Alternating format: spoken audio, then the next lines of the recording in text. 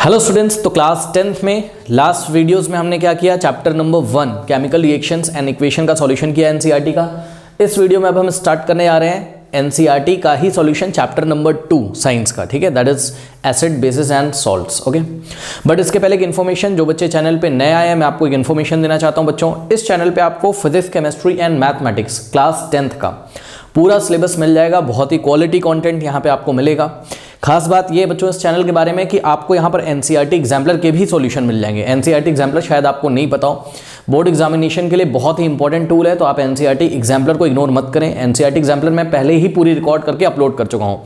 कहाँ मिलेंगे इसके लिंक? हर एक चैप्टर के, फिजिक्स हो, केमिस्ट्री हो या मैथ्स हो, हर एक चैप्टर का लिंक बच्चों कमेंट सेक्शन में चेक करिए। कमेंट सेक्शन में एक पिन कमेंट होगा, सबसे ऊपर आ रहा होगा, वहाँ रीड मोर पर क्लिक करिए तो आपको हर एक चैप्टर का वहाँ पे लिंक मिल जाएगा। ठीक है, देखिए सबसे ऊपर जो लिंक आ रहे होंगे वहाँ चैप्टर को पढ़ाया गया है, नीचे जो लिंक मिलेंगे वो एनसीईआरटी एग्जाम्पलर के आपको लिंक मिलेंगे, उसके नीचे जो लिंक मिलेंगे वो एनसीईआरटी के सॉल्यूशन के लिंक मिलेंगे। वैसे तो जब चैप्टर को हमने पढ़ाया है तो एनसीईआरटी को हमने वहीं पे सॉल्व करा दिया, बट फिर भी एनसीईआरटी सॉल्यूशन कुछ बच्चे अलग से सर्च करते हैं तो इसकी अलग से हम सीरीज यहाँ पे बना रहे हैं। ठीक है, अब अगर आपको किसी चैप्टर के सॉल्यूशन नहीं मिल रहे हैं, ठीक है, या चैप्टर आपको पढ़ना है या कोई प्रॉब्लम आ रही है, कैसे पढ़ना है नहीं पता है, तो आप व्हाट्सएप नंबर 7503644171 इस नंबर पे आप व्हाट्सएप करिए। ठीक है, तो आपको यहाँ पे लिंक सेंड कर दिया जाएगा जिस भी चैप्टर का आपको लिंक नहीं मिल रहा है। करेक्ट, तो चलिए स्टार्ट करते हैं फिर आज की class.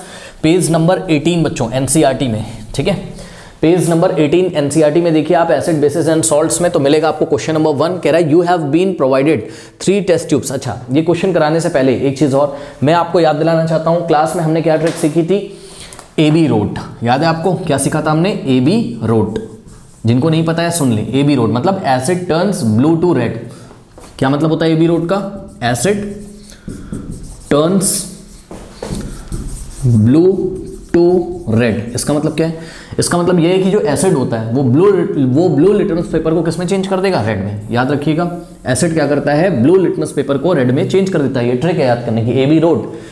AB road, acid turns blue to red, acid turns blue to red. ठीक है, तो ये चीज आप लोग को पता है।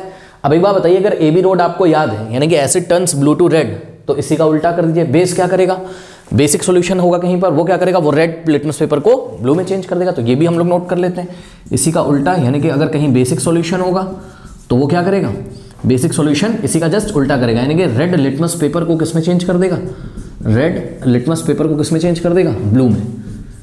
करेक्ट, ये चीज। और न्यूट्रल सॉल्यूशन अगर कहीं पे होगा बच्चों, ठीक है, तो न्यूट्रल सॉल्यूशन पे लिटमस पेपर का कोई, न्यूट्रल सॉल्यूशन जो होता है वो लिटमस पेपर पे कोई इफेक्ट नहीं डालता है, यानी कि रेड को ब्लू नहीं करेगा, ब्लू को रेड नहीं करेगा। बात समझ में आई कि नहीं? तो आइए स्टार्ट करते हैं इस क्वेश्चन को। कह रहा है कि you have been provided 3 test tubes, one of them contains distil water. अब देखिए बच्चों, डिस्टिल वाटर क्या होता है मैं आपको बता दूं, कुछ बच्चों को डिस्टिल वाटर नहीं पता है।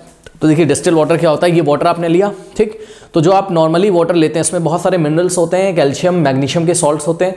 इस वाटर को आप बॉईल कर दीजिए। करेक्ट, बॉईल करोगे तो इसका जो स्टीम बनेगा ना उसको कंडेंस करके ठंडा कर लो, इसकी जो भाप बनेगी, उसके जो वेपर्स निकलेंगे, ठीक है, उसको ठंडा कर लो। तो जो वाटर आपको मिलेगा वो क्या होगा? आपका डिस्टिल वाटर होगा। ठीक है ना, उस डिस्टिल वाटर में कोई भी दूसरे वाटर के अलावा कोई दूसरे पार्टिकल्स अवेलेबल नहीं रहेंगे, किसी तरीके का कोई सॉल्ट नहीं होगा, किसी तरीके का कोई उसमें मिनरल्स नहीं होंगे, तो उसको हम डिस्टिल वाटर बोलते हैं। यानी कि अब आप एक बात समझ चुके हैं कि डिस्टिल वाटर में बच्चों ओनली वाटर के पार्टिकल्स हैं, और अगर डिस्टिल वाटर में ओनली वाटर के पार्टिकल्स हैं तो डिस्टिल वाटर आपका न्यूट्रल होगा, उसमें कोई भी एसिडिक कैरेक्टरिस्टिक नहीं होगी, कोई भी बेसिक कैरेक्टरिस्टिक उसमें नहीं होगी। तो एक बात हमने आपको बता दी कि जो आपका डिस्टिल वाटर होगा बच्चों वो होगा आपका न्यूट्रल, यानी कि अगर डिस्टिल वाटर न्यूट्रल है तो ये लिटमस पेपर पे कोई इफेक्ट नहीं डालेगा, रेड को ब्लू नहीं करेगा, ब्लू को रेड नहीं करेगा।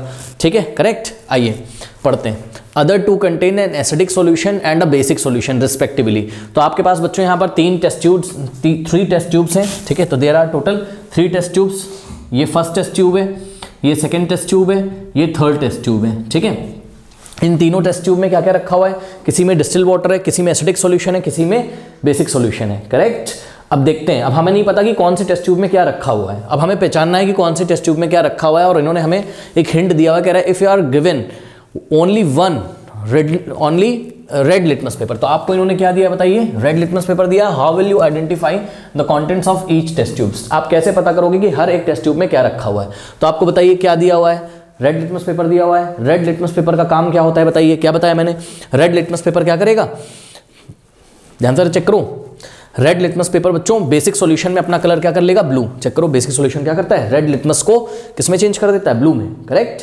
तो अब हम क्या करते हैं, बात समझो जरा, हमारे पास तो केवल रेड लिटमस पेपर है और हमें कंफर्म है कि किसी टेस्ट ट्यूब में क्या है, एसिड है, किसी में बेस है और किसी में डिस्टिल्ड वाटर है। तो एक काम करिए, ये रेड लिटमस पेपर जो इन्होंने हमें दिया हुआ है, इस रेड लिटमस पेपर को हम क्या करेंगे, ये रेड लिटमस पेपर है, पहले हम डालेंगे फर्स्ट टेस्ट ट्यूब में, ठीक, फिर हम डालेंगे सेकंड टेस्ट ट्यूब में, फिर हम डालेंगे इसको थर्ड टेस्ट ट्यूब में, ठीक है, टर्न बाय टर्न करके एक टेस्ट ट्यूब में इसको हम डालेंगे। अब ध्यान से सुनिए, देखिए अगर ये चला गया डिस्टिल वाटर में, ठीक, अगर ये चला गया डिस्टिल वाटर में तो इसका कलर चेंज नहीं होगा, ठीक। अगर ये चला गया एसिडिक सॉल्यूशन में तब भी इसका कलर चेंज नहीं होगा, क्योंकि कौन सा बच्चों लिटमस पेपर है आपके पास, बताइए, रेड लिटमस पेपर है। और रेड लिटमस पेपर चेंज होता है आपका कौन सा कलर में, ब्लू कलर में। कौन से सॉल्यूशन में बच्चों, कौन सा मीडियम होगा, तो रेड लिटमस पेपर ब्लू में चेंज होगा। कौन सा मीडियम होना चाहिए, तो जवाब है बेसिक मीडियम होना चाहिए। यानी कि अगर आपका लिटमस पेपर डिस्टिल वाटर में चला गया, रेड लिटमस पेपर जो आपको दिया गया, तब भी कलर में कोई नहीं चेंज आएगा, ठीक।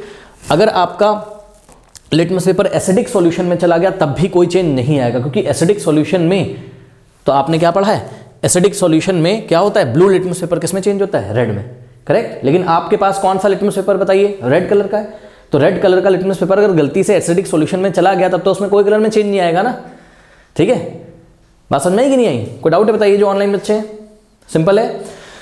तो आपने 1 बाय 1 इसमें ऐसा डिप किया, ठीक। अब जिस भी सॉल्यूशन में आपका रेड लिटमस पेपर ब्लू में चेंज हो जाएगा, ध्यान सुनिए, जिस भी सॉल्यूशन में आपका रेड लिटमस पेपर ब्लू में चेंज हो जाएगा वो सॉल्यूशन कैसा होगा, बेसिक सॉल्यूशन, ठीक है। तो वो सॉल्यूशन कैसा होगा, बेसिक सॉल्यूशन, क्योंकि बेसिक सॉल्यूशन में ही रेड लिटमस पेपर आपका ब्लू लिटमस पेपर में चेंज हो जाता है, ठीक है, करेक्ट। चलिए मान लेते हैं बच्चों की सेकंड टेस्ट ट्यूब में ऐसा हुआ, तो यहां हो गया आपका बेसिक सॉल्यूशन, ये हो गया आपका बेसिक सॉल्यूशन। इसने क्या किया, सेकंड ट्यूब, मान लो कि सेकंड टेस्ट ट्यूब ने आपका रेड लिटमस पेपर को ब्लू में चेंज कर दिया, करेक्ट।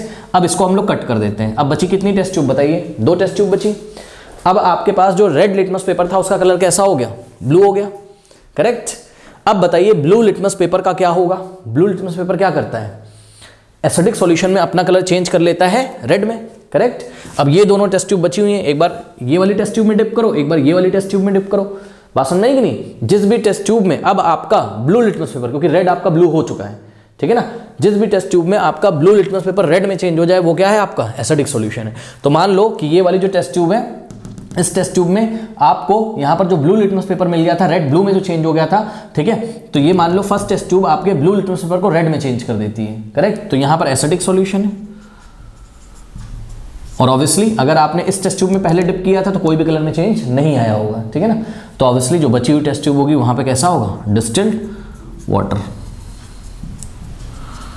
कोई डाउट है बताइए, सिंपल क्वेश्चन है, ठीक है। अब इस चीज को एग्जाम में कैसे लिखेंगे, देखिए इसको हम 3 पार्ट्स में लिखेंगे एग्जाम में। सबसे पहले हम लिखेंगे put the red litmus paper, जो आपको रेड लिटमस पेपर दिया गया है, put the red litmus paper in all the test tube, turn by turn the solution which turns red litmus paper to blue. जो सॉल्यूशन रेड लिटमस पेपर को blue में change करेगा that will be what, basic solution.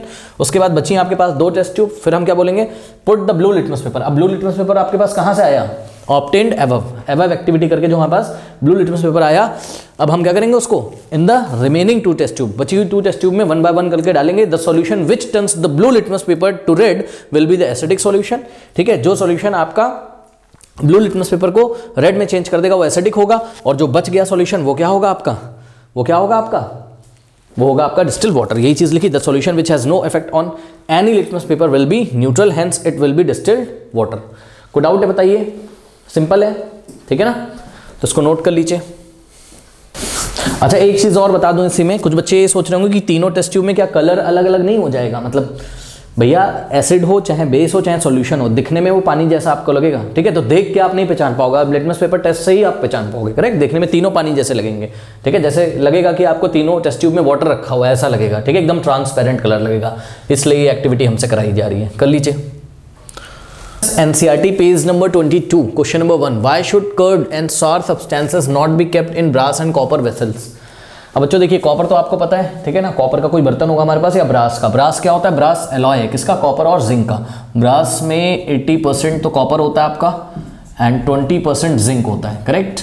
तो बच्चों brass एक alloy है जो कि कॉपर और जिंक का एलॉय है, करेक्ट। ये बात हमें पता है। अब देखिए ब्रास हो चाहे कॉपर का वेसल हो, चाहे ब्रास का बर्तन हो चाहे कॉपर का वेसल, वेसल मतलब बर्तन, इसमें बच्चों जो खट्टी स्वार चीज़ें और कर्ड खट्टी चीज़ें और दही को नहीं रखना चाहिए। क्यों? क्योंकि बच्चों देखो हमें पता है कोई भी सब्सटेंस है अगर उसका खट्टा टेस्ट आ रहा है, सार टेस्ट है, खाने का कोई सब्सटेंस है, तो सार टेस्ट किसका होता है? एसिड्स का।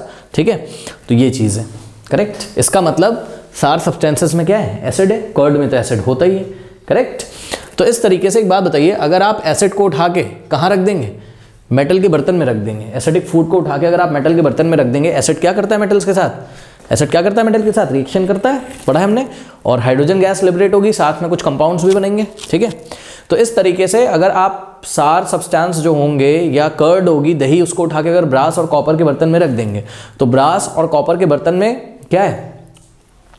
मेटल के एटम्स हैं, कॉपर के बर्तन में कॉपर के एटम्स हैं, और ब्रास के बर्तन में जिंक और कॉपर के एटम्स हैं। ठीक, तो ये जो मेटल के एटम्स हैं इनसे एसिड, ये जो मेटल के एटम्स हैं इनसे जो आपका सब्सटेंस है, सार सब्सटेंस और कर्ड, इनमें अवेलेबल जो एसिड होता है वो रिएक्ट कर जाता है। ठीक है, और आपको पता है कि अगर एसिड रिएक्ट करेगा आपका किससे? मेटल से। ठीक है, तो आपको क्या मिलता है बच्चों बताइए? आपने पढ़ा है आपको हाइड्रोजन गैस मिलती है और साथ में कुछ और भी कंपाउंड्स मिलेंगे। ठीक है, तो इस कंडीशन में जो कंपाउंड्स मिलते हैं वो टॉक्सिक होते हैं, जहरीले कंपाउंड्स होते हैं बच्चों, टॉक्सिक। ठीक, और हमारा फूड स्पॉइल हो जाता है, वो खाने लायक नहीं रहता है। बात समझना की? इसलिए हमें सार सब्सटेंसेस और कर्ड को कॉपर और ब्रास के वेसल्स में नहीं रखना चाहिए, बस सिंपल। तो इसका जो एग्जाम में बच्चों मेन पॉइंट आपको लिखना है वो ये लिखना है कि कर्ड एंड अदर सार सब्सटेंसेस कंटेन एसिड्स। ये बात बताना आपको बहुत जरूरी है कि कर्ड और जो दूसरे खट्टे सब्सटेंसेस हैं उसमें क्या होता है? एसिड होता है, and this acid can react with the metals of the brass and copper. ठीक है, टू फॉर्म टॉक्सिक यानी कि पॉइजनस मेटल कंपाउंड्स बन जाते हैं जो कि खाने लायक नहीं रहता है, हमारा फूड स्पॉइल हो जाता है। ठीक है, which can cause food poisoning, जिससे हमें फूड पॉइजनिंग हो सकती है और हमारी हेल्थ डैमेज हो सकती है। ओके, नोट कर लीजिए। नाउ स्टूडेंट्स, क्वेश्चन नंबर 2 कह रहा है कि which gas is usually liberated when an acid reacts with metal. ठीक है, तो जनरली कौन सी गैस निकलती है जब मेटल एसिड से रिएक्ट करता है? बहुत ईजी क्वेश्चन है बच्चों। मेटल जब एसिड से रिएक्ट करता है तो हमें पता है कि मेटल जब भी एसिड से रिएक्ट करेगा तो हाइड्रोजन गैस लिबरेट होती है। करेक्ट। अब इसके लिए देखिए आप सभी बच्चे अपनी एनसीईआरटी बुक में जो आपका फिगर 2.1 है, ओके, फिगर 2.1 देख लीजिए आप पेज नंबर 19 पे। ठीक है ना, पेज नंबर 19 पे फिगर 2.1 को जब आप लोग देखेंगे तो आपको ऐसा कुछ एक डायग्राम मिलेगा। ठीक है, इस डायग्राम में क्या है? एक टेस्ट ट्यूब हमने ली। ठीक है, और इस टेस्ट ट्यूब में हमने जिंक ग्रैनुल्स रखे, जिंक के छोटे छोटे टुकड़े हमने इसमें रखे। ठीक है, तो ये देखिए जिंक रखा हमने इसमें, जिंक सॉलिड के फॉर्म में रखा, और क्या करते हैं यहाँ से हम 5 ml या थोड़ा सा 5 ml या 6 ml, ठीक है, 5 ml डाइल्यूट H2SO4 डालिए, dilute H2SO4, dilute sulphuric acid डालिए यहाँ से। ठीक है, तो डाइल्यूट सल्फ्यूरिक एसिड जब आप डालोगे H2SO4, तो देखिए ये H2SO4 डाइल्यूट सल्फ्यूरिक एसिड डाला आपने। ठीक, और ये सल्फ्यूरिक एसिड डाइल्यूट है, यानी कि डाइल्यूट है, इसका मतलब इसका वाटर के साथ सॉल्यूशन बनाया गया। अब ध्यान से चेक करिए रिएक्शन क्या होती है यहाँ पर बच्चों। यहाँ पर जो जिंक है ये इस सल्फ्यूरिक एसिड में से हाइड्रोजन को डिस्प्लेस कर देता है, हाइड्रोजन बाहर हो जाएगा और जिंक सल्फेट का एक्वस सॉल्यूशन यहाँ पर बन जाएगा। तो जिंक सल्फेट का एक्वस सॉल्यूशन बन गया। ठीक है, एक्वस सॉल्यूशन, और साथ में यहाँ से हाइड्रोजन गैस। एक्वस सॉल्यूशन मतलब वाटर के साथ सॉल्यूशन। ठीक है, अब बोलेंगे वाटर कहाँ से आया? तो एसिड को डाइल्यूट किया था तो उसमें वाटर मिला तो था ना। ठीक, तो यहाँ से हाइड्रोजन गैस आपकी लिबरेट हो गई। ठीक है, सेटअप को देखिए। तो जब आप ऊपर से बच्चों ड्रॉप बाय ड्रॉप ऐसे थोड़ा सा आप एसिड डाल रहे हो यहाँ पर, तो जब रिएक्शन होगी तो यहाँ कौन सी गैस बन रही है? Hydrogen gas. अब हाइड्रोजन गैस ये जो भी सेटअप लगा हुआ है इस पाइप के थ्रू ऐसा करके यहाँ पे आएगी, और यहाँ पर हमने सोप सॉल्यूशन रखा हुआ है। क्या रखा हुआ है? Soap solution. अब सोप सॉल्यूशन क्यों रखा हुआ है? जब यहाँ पर गैस आएगी, ठीक है ना, तो गैस क्या करेगी? सोप सॉल्यूशन में बबल्स बनने लगेंगे, उस बबल के अंदर गैस ट्रैप हो जाएगी। ठीक है, हाइड्रोजन गैस बबल्स में, ये जो बबल्स बनेंगे यहाँ पर इसमें ट्रैप हो जाएगी। ठीक है, अब ये बबल्स ऊपर उठने लगेंगे। ठीक है ना, जैसे ये बबल्स ऊपर उठने लगेंगे आप एक मैच स्टिक लेके आइए, कैंडल लेके आइए, स्प्लिंटर लेके आइए। ठीक, तो जैसे ही आप स्प्लिंटर लेके आओगे यहाँ पर, ठीक, जैसे ही स्प्लिंटर से इसको में आप फायर दिखाओगे इसको, या मैच स्टिक लेके आओगे इस बबल के पास, ठीक है, तो बबल का जो ऊपर का सरफेस है, ठीक, वो ब्रेक हो जाएगा क्योंकि उसको एनर्जी मिलेगी। ठीक है, बबल का जो ऊपर का सरफेस है वो ब्रेक हो जाएगा क्योंकि उसको एनर्जी मिलेगी, कैंडल से आप हीट के फॉर्म में उसको एनर्जी दे रहे हो। ठीक, तो वो ब्रेक हो जाएगा और अंदर जो हाइड्रोजन होगी वो क्या करेगी? पॉप साउंड के साथ बर्न होगी। यही हाइड्रोजन का टेस्ट है। हाइड्रोजन का टेस्ट क्या होता है कि हाइड्रोजन गैस के पास अगर हम मैच स्टिक या बर्निंग कैंडल लेके आए तो साउंड कैसा आता है? Pop sound. ये वाला साउंड आता है, इसको हम पॉप साउंड बोलते हैं। ठीक है, तो ये हो गया पूरा आपका, ठीक। अब यही इन्होंने आपसे पूछा है कि which gas is usually liberated when an acid reacts with the metal, तो answer is hydrogen gas is usually liberated when an acid reacts with a metal. यहाँ पर एसिड कौन है? Sulphuric acid. मेटल कौन है यहाँ पर?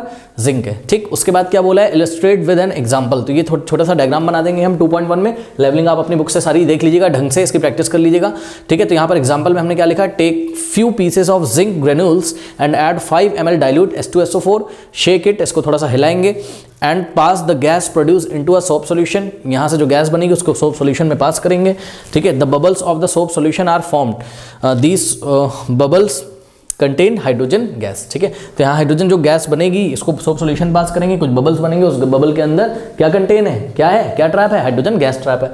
उसके बाद ये जो गैस यहाँ से बबल्स के अंदर ट्रैप है, इसका टेस्ट क्या है? यहाँ पे बर्निंग कैंडल लाइए, पॉप साउंड के साथ ये बर्न हो जाएगा, बस सिंपल है, ठीक है। We can test the evolve hydrogen gas by it, क्योंकि इन्होंने पूछा भी how will you test the presence of this gas.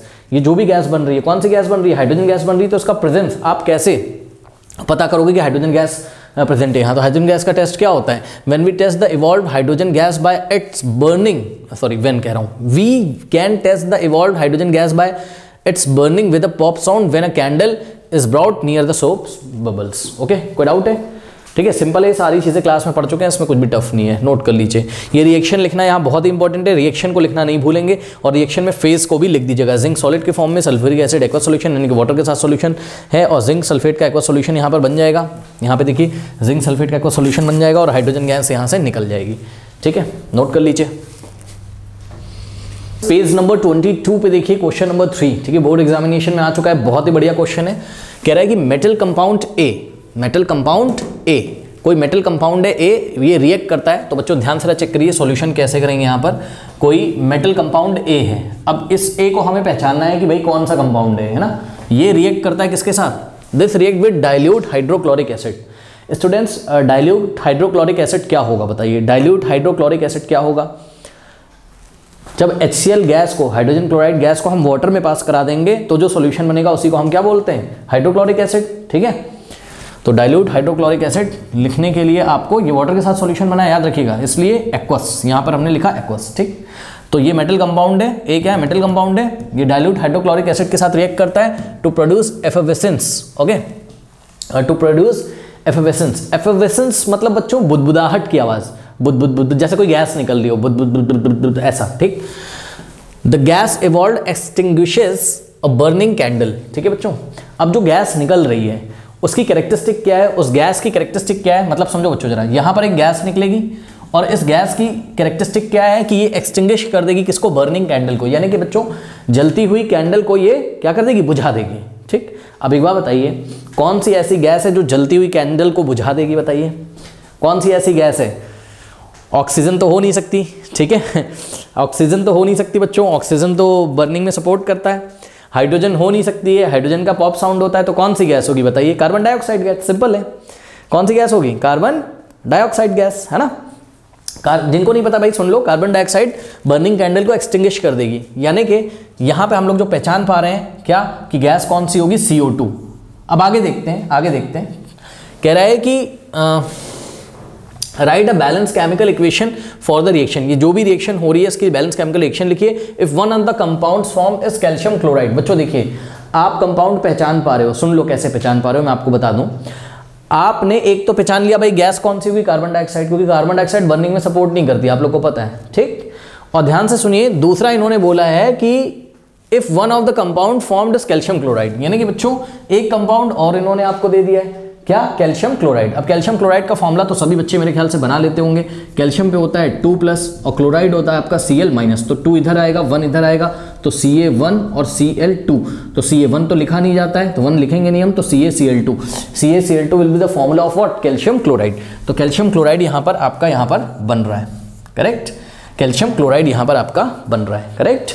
अब ध्यान से बच्चों मेरी बात सुनिए, बहुत ध्यान से सुनिए मेरी बात, सुनिए। ये जो कैल्शियम क्लोराइड बना है ये सॉल्ट है कि नहीं बताइए? ये क्या है? सॉल्ट है। ये क्या है आपका? सॉल्ट है। अब मुझे बताओ, कैल्शियम क्लोराइड सॉल्ट है भैया, जैसे सोडियम क्लोराइड सॉल्ट है, मैग्नीशियम क्लोराइड सॉल्ट है, वैसे कैल्शियम क्लोराइड भी क्या है? सॉल्ट है, सही है ना। अब एक बार बताओ बच्चों, सॉल्ट कब बनता था? सॉल्ट कब बनता था? जब एसिड बेस के साथ रिएक्ट करता था तो सॉल्ट बनता था, याद है? एसिड जब बेस के साथ रिएक्ट करेगा तो सॉल्ट बनेगा और वाटर बनेगा, इतना पता है कि नहीं पता है?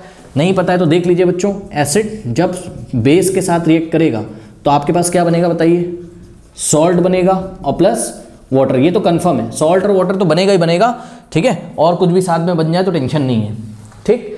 अब ध्यान से चेक करो, यहाँ पर सॉल्ट बन चुका है, ठीक, तो पक्का एसिड ने किससे रिएक्ट किया होगा, बेस से। एसिड ने किससे रिएक्ट किया होगा, बेस से, ठीक है। अब एसिड क्या है यहाँ पे आपके पास, रिएक्टेंट साइड में देखो, रिएक्टेंट साइड में ये तो प्रोडक्ट है, रिएक्टेंट साइड में देखो हाइड्रोक्लोरिक एसिड लिया गया, ये रहा एसिड, ये रहा एसिड। अब बच्चों ध्यान से चेक करो, अगर ये एसिड है तो A जो कि मेटल का कंपाउंड है, A जो कि मेटल का कंपाउंड है, A जो कि क्या है, compound of metal, compound of metal, इसको अगर एसिड के साथ रिएक्ट कराएं तो इस मेटल के कंपाउंड को क्या होना पड़ेगा, बेसिक इन नेचर। चेक करो, इस मेटल कंपाउंड को क्या होना पड़ेगा, बेसिक इन नेचर। फिर से चेक कर लो ना, सॉल्ट तो बन गया है, उन्होंने दिया आंसर में आपको कि भाई कैल्शियम क्लोराइड बनता है, ठीक। कार्बन डाइऑक्साइड बनती है प्रोडक्ट में, ये हम पहचान गए, तो कार्बन डाइऑक्साइड बनती है, कैल्शियम क्लोराइड बनता है, हम पहचान गए। सॉल्ट बना है इसलिए हमने बोला कि भैया एसिड किसके साथ रिएक्ट कर रहा होगा, बेस के साथ। अब एसिड तो यहाँ दिया हुआ है आपको हाइड्रोक्लोरिक एसिड, तो बेस कौन रहा होगा बताओ, क्योंकि दो ही चीजें तो रिएक्ट कर रही हैं, मेटल का कंपाउंड एसिड के साथ रिएक्ट कर रहा है, और तो रिएक्टेंट साइड में कुछ है नहीं। तो अगर ये साफ साफ आपको पता है कि भाई हाइड्रोक्लोरिक एसिड है, तो पक्का इस मेटल कंपाउंड को क्या होना पड़ेगा, बेसिक इन नेचर। चेक करो, मेटल कंपाउंड को क्या होना पड़ेगा, बेसिक इन नेचर। क्या आप मेटल पहचान गए हैं, हाँ सर हम मेटल पहचान गए, मेटल कैल्शियम है। ध्यान से चेक करो, अगर रिएक्टेंट साइड में कैल्शियम का कोई कंपाउंड होगा तभी तो कैल्शियम क्लोराइड बना है। कैल्शियम मेटल होता है, ग्रुप नंबर 2 में आता है, सबको पता है कैल्शियम मेटल होता है, नहीं पता है तो सुन लीजिए, कैल्शियम एक तरीके का मेटल है, एल्कलाइन अर्थ मेटल है ये, ठीक है, तो कैल्शियम मेटल है। बच्चों ध्यान से चेक करो, इसका मतलब ये जो A है यानी कि जो मेटल का कंपाउंड है, ये जरूर कैल्शियम का कोई कंपाउंड होगा, जरूर कैल्शियम का कोई कंपाउंड होगा। और हमने अपने चैप्टर में पढ़ा हुआ है कि बच्चों मेटल के ऑक्साइड्स और मेटल के कार्बोनेट्स और मेटल के hydrogen carbonates basic in nature होते हैं। सुन लीजिए ध्यान से, मेटल के ऑक्साइड, ठीक है, मेटल के ऑक्साइड्स, देखिए जिनको नहीं पता है देख लें, ऑक्साइड्स ऑफ मेटल, मेटल के ऑक्साइड्स, ठीक है, और carbonates of metal, carbonates of metals, metals के कार्बोनेट्स, और hydrogen carbonates of metal, hydrogen carbonates of metals. ये तीनों ही मेटल के चाहे ऑक्साइड हो, चाहे कार्बोनेट हो, मेटल के चाहे हाइड्रोजन कार्बोनेट हो, ये तीनों ही क्या होते हैं, बेसिक इन नेचर। यानी कि बच्चों यहाँ पर मेटल आप पहचान चुके हैं कैल्शियम, यानी कि या तो कैल्शियम का क्या होगा, ऑक्साइड होगा, तो कैल्शियम ऑक्साइड का फॉर्मूला क्या होता है, CaO, क्योंकि Ca पे 2+ होता है, O पे 2- होता है, तो कैल्शियम ऑक्साइड का फॉर्मूला कैसे बनेगा, ध्यान से चेक करिए, कैल्शियम ऑक्साइड का फॉर्मूला कैसे बनेगा, 2 इधर आएगा, 2 इधर आएगा, अब 2 इधर, 2 इधर, 2 से 2 कैंसिल हो जाएगा, CaO, ठीक है, कैल्शियम ऑक्साइड, सही है ना।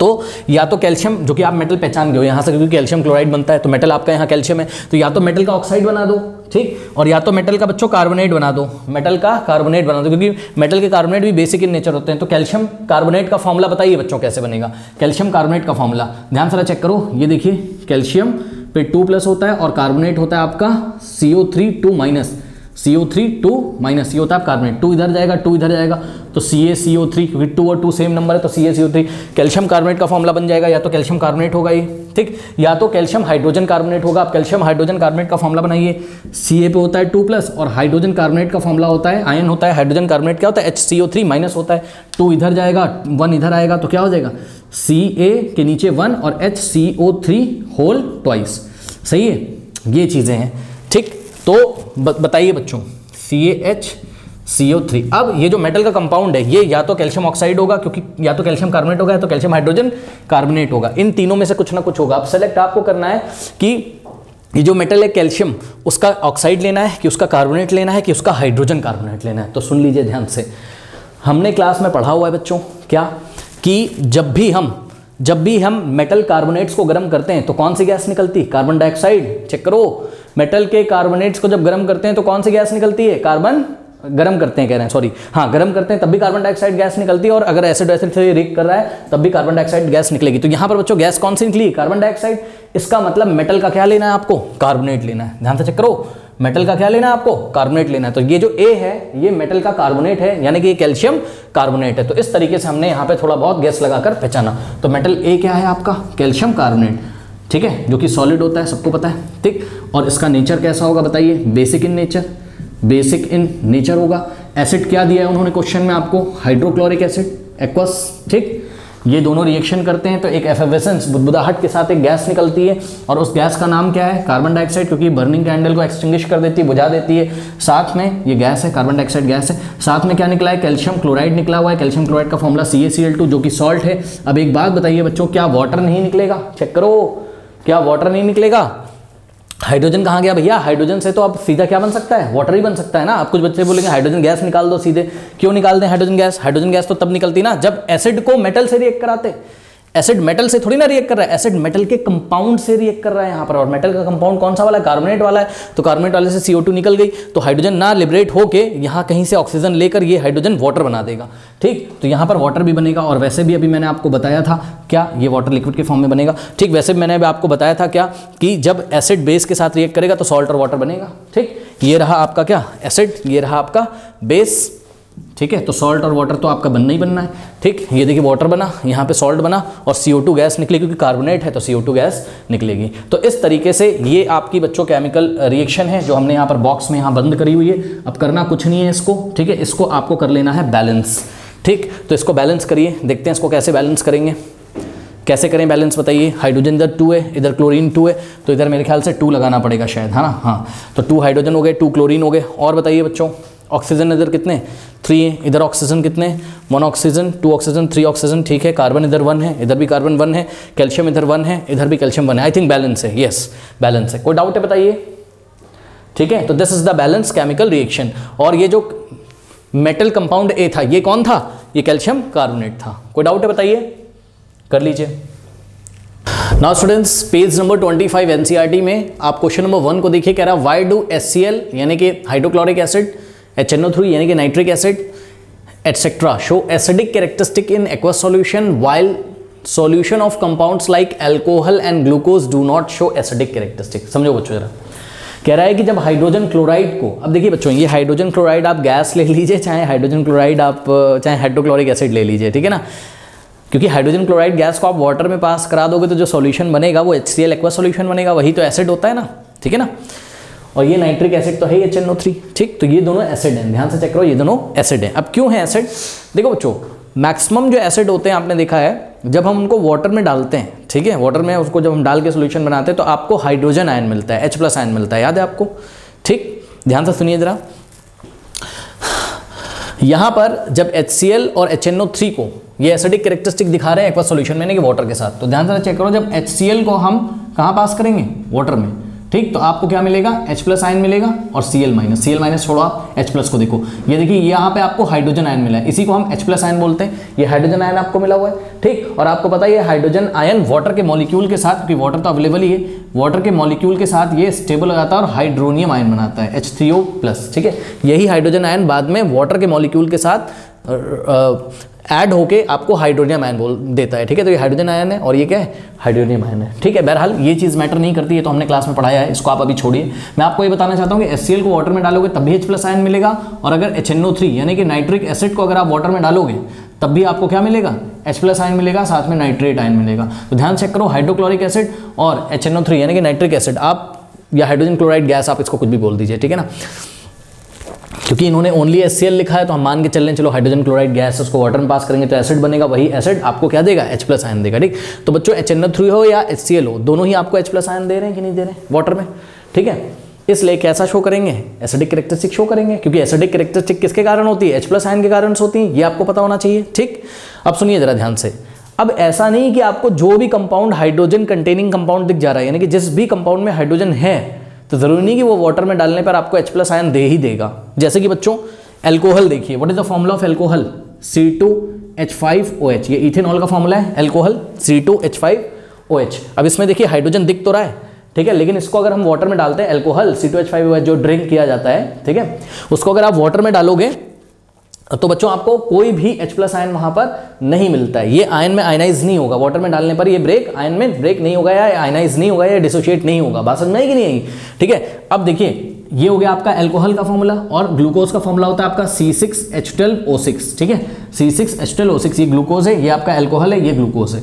अब देखिए ग्लूकोज में भी आपको हाइड्रोजन दिखाई पड़ रहा है, ठीक, लेकिन क्या जब हम ग्लूकोज को उठा के वाटर में डालेंगे तो आपको H+ आयन मिलेगा? तो जवाब है नहीं, नहीं मिलेगा। अभी के लिए आप क्लास 10th में सुन लीजिए, नहीं मिलेगा। तो ये भी हाइड्रोजन आयन नहीं देगा वाटर सॉल्यूशन में, ये भी आपको हाइड्रोजन आयन नहीं देगा वाटर सॉल्यूशन में, ठीक है। थोड़ा अल्कोहल लिया वाटर में डाला, H+ आयन नहीं मिलेगा, थोड़ा ग्लूकोज लिया वाटर में डाला, H+ आयन नहीं मिलेगा। इसलिए ये दोनों एसिडिक कैरेक्टरिस्टिक नहीं शो करेंगे। तो ध्यान से सुन लीजिए, जो भी कंपाउंड आपको दिखते हैं और उसमें अगर हाइड्रोजन अवेलेबल है, क्योंकि ध्यान से चेक करो बच्चों, HCl में भी हाइड्रोजन अवेलेबल है, HNO3 में भी हाइड्रोजन अवेलेबल है, ठीक है।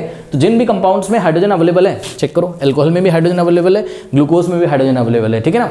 तो जिन भी कंपाउंड्स में हाइड्रोजन अवेलेबल है, जरूरी नहीं कि वाटर में डालने पर वो आपको H+ आयन दे ही देंगे, करेक्ट, दे भी सकते हैं और नहीं भी दे सकते हैं। तो जिन भी कंपाउंड्स को वाटर में डालने पर आपको H+ आयन मिलते हैं, जो भी कंपाउंड्स H+ आयन में आयनाइज हो जाते हैं, हम बोलेंगे वो एसिडिक कैरेक्टरिस्टिक शो कर रहे हैं, और जो नहीं आयनाइज होती हैं वो हम बोलेंगे एसिडिक कैरेक्टरिस्टिक नहीं शो कर रहे हैं। अब ध्यान से बच्चों एक चीज चेक करिए, यहां पर आंसर तो आपको यहां पे मिल गया। अब मैं आपको इसको डिटेल में थोड़ा सा समझाता हूं। देखो जरा, ये अल्कोहल है C2H5OH।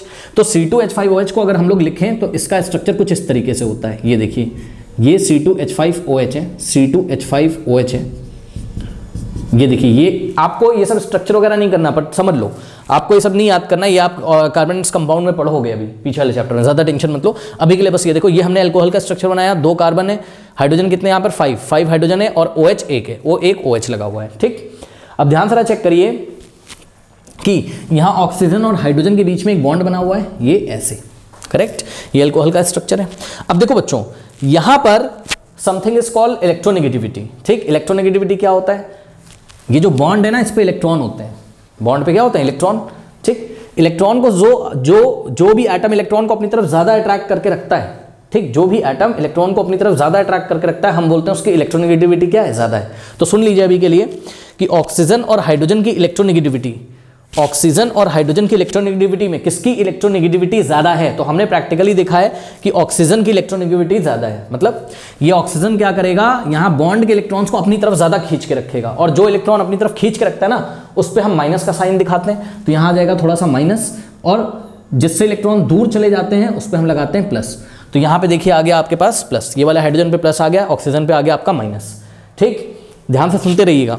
अब कार्बन और हाइड्रोजन की इलेक्ट्रॉनिटी लगभग सेम होती है, तो ना इस पे कोई साइन डेवलप होगा ना इस पे। अब हम आपको ये दिखाना चाहते हैं कि ये अल्कोहल है C2H5OH, H+ निकलने की यहां पर संभावना है बच्चों, हम मना नहीं कर रहे हैं, यहां पर H+ जनरेट हो रहा है, निकल सकता है, लेकिन निकलता नहीं है।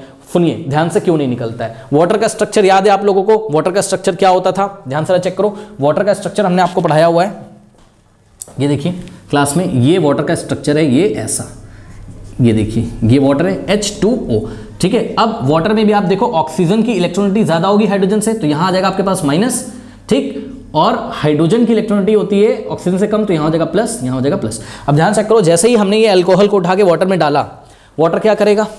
वाटर का जो ऑक्सीजन वाला पार्ट है जिसपे नेगेटिव है, ये H+ को क्या करेगा? खींचेगा, ये H+ को बाहर ऐसा खींचेगा, करेक्ट। अब ध्यान से चेक करो, क्योंकि आपको पता है ना माइनस और प्लस एक दूसरे को अट्रैक्ट करते हैं, जैसे नॉर्थ पोल साउथ पोल को अट्रैक्ट करता है, वैसे ही माइनस और प्लस एक दूसरे को अट्रैक्ट करते हैं। ये रहा आपका अल्कोहल का मॉलिक्यूल और ये रहा आपका वाटर का मॉलिक्यूल। तो ये जो ऑक्सीजन पे माइनस आया हुआ है, ये इस H+ को खींचेगा, और जब इस H+ को ऐसा ये खींचेगा यहां से, तो ये वाला बॉन्ड टूट सकता है। अगर टूट जाए तब तो ये H+ बाहर फ्री हो जाएगा, और ये बॉन्ड अगर नहीं टूटेगा तो H+ फ्री नहीं होगा।